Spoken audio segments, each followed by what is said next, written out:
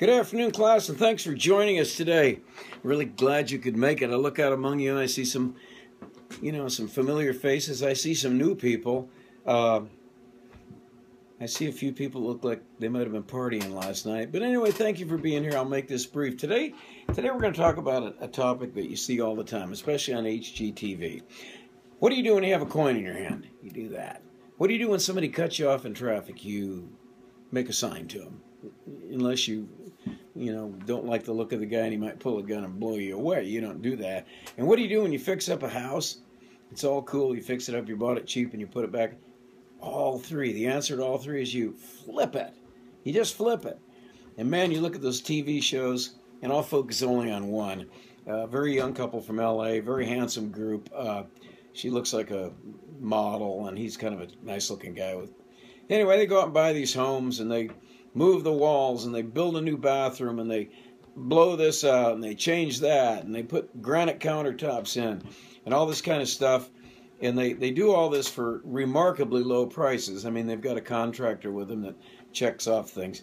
And every now and then they'll come into a house, and the main guy will say, "Oh, no, we need an entirely new heating and cooling system. The HVAC is shot. How much is that going to cost us? It's going to kill our budget." And he's going to look over to his buddy, the contractor, who's got a clipboard in his hand. And goes, "I can do that for $1,200. Well, you and I both know it's worth about $8,000 to $10,000, but you get the drift. They do some fabulous things for not much money.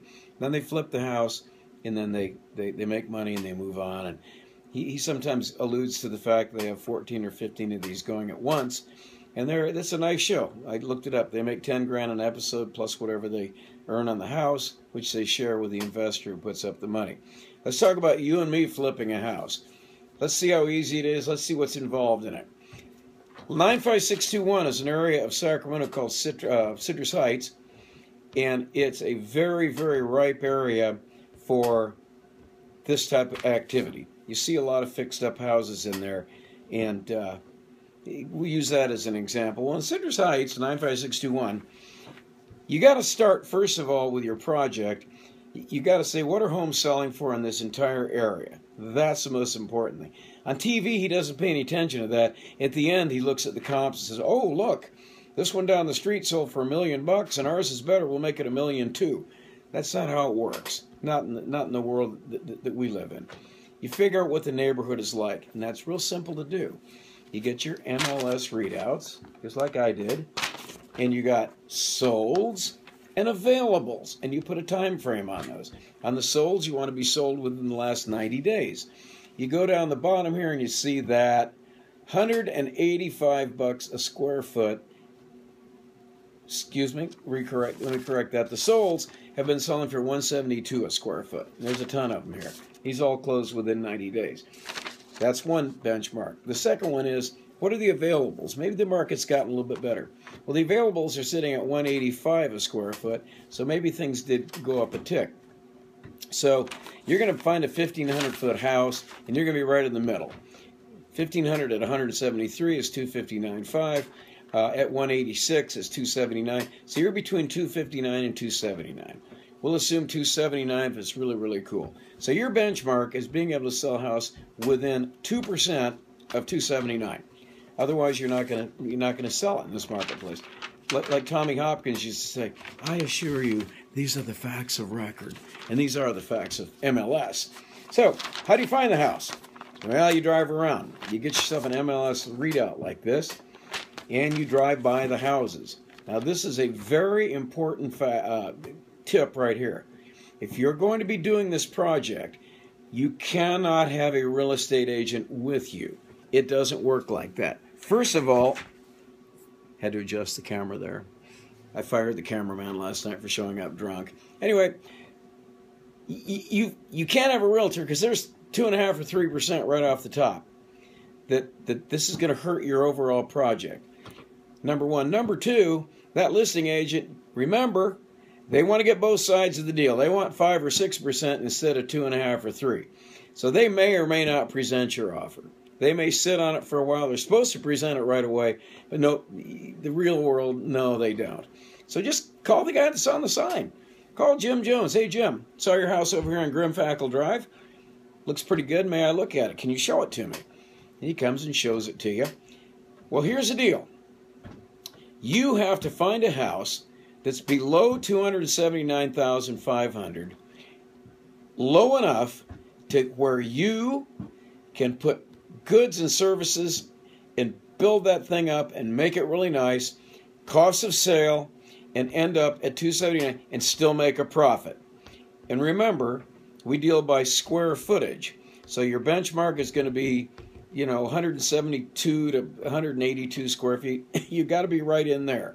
There's just no getting around it. If you buy a house at market today, spend a bunch of time fixing it up, you're going to try to sell it in a month, and the market's not going to be that much different. You're going to take a bath. So you got to buy it really cheap. So you want to call these guys who appear on the signs, and you got to say, hey, can you come and show it to me? Eventually, you'll find one. You can dicker with the guy and say, well, would they take less? But deal directly with him. He has a vested interest in you getting the house. Simple. He gets the whole commission. So you try to get him down the best you can. You grind on him. I really like this one. Get the stuff that needs cosmetic fix-ups. You need to understand that. You need to understand that, and you need to have a contractor or contractors lined up. People that are friends of yours, people you've done business with, people that are going to give you what we call in the business a bro deal, a brother deal.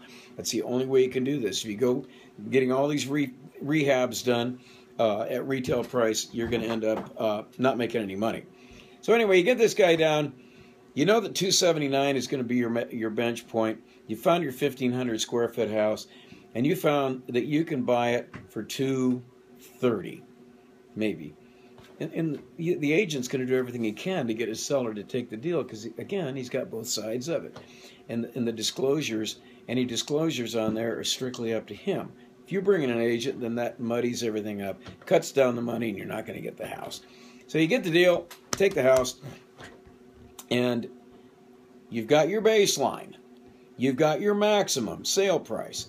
You have to get your fix-ups in that zone to where there's enough money left to pay the costs of sale and give yourself a nice payday. You got to be sharp on that. You got to be very savvy. You got to be super, super careful. Flipping is possible, but it's not easy. Tariq can go all over Los Angeles and pick up these homes in the Wilshire district. He can grab homes in Laguna Beach for undermarket, all the rest of the stuff. Don't know how he does it. I think it's legitimate. They say it is, but you can't. Another way you can get a house is you can go to the courthouse steps. They publish these foreclosure notices in the newspaper, and you show up down there. You got your maximum bid that you're going to make. By all means, you're going to have to get a little briefcase like they do in the James Bond movies and fill it up with money orders. The money orders can be in the hundreds, 50s, 20, whatever. If you're going to pay 200 plus, you got to have 200,000 liquid in that briefcase. Because if they take your bid, you walk up and you hand over your money. He hands you a trustee deed, and you're off to the races. So remember, it looks easy. Tariq puts his hand up and they take his bid and he's all cash and all that. Well, everybody's cash at an auction sale. So you're going to be just one of the players. And remember, I don't want to sound like an internationalist, but there are some very, very strong buying cartels, Eastern European guys that are really savvy, have lots and lots of money, and they have people working out in the field all the time.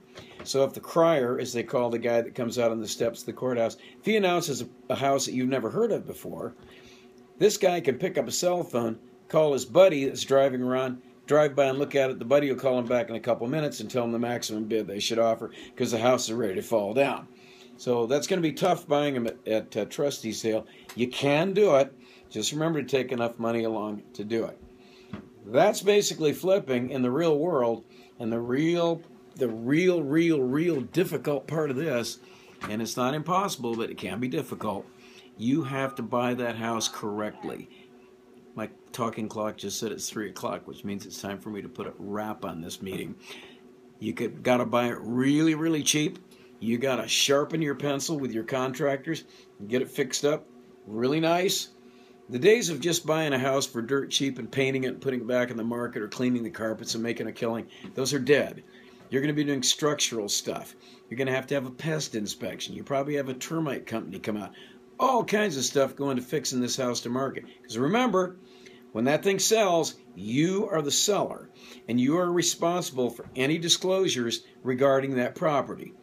If that thing, if something goes sideways on there, you got nothing at all to lean back upon, nothing whatsoever. Oh, one more thing: when you sell it, you definitely want to have a good realtor, somebody that goes, on multiple listing service immediately, somebody that's willing to spend money of his own on the project, professional photographs, videos.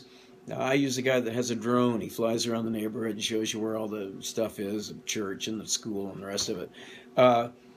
You want to have a broker that's going to do that and get that thing up and running, do some email blasts, because you really want to capture your audience in the first week. That is the trick. And you got to have the house. It's got to be the nicest one in the neighborhood, and it's got to be right in their price with the rest of them that aren't as nice. And then you're going to make yourself, not like Tariq, $100,000, but you might come out of that thing with about between $15,000 and $18,000, which really isn't a bad return on the money. So watch your step when you're flipping. Not impossible, but it's not like on TV.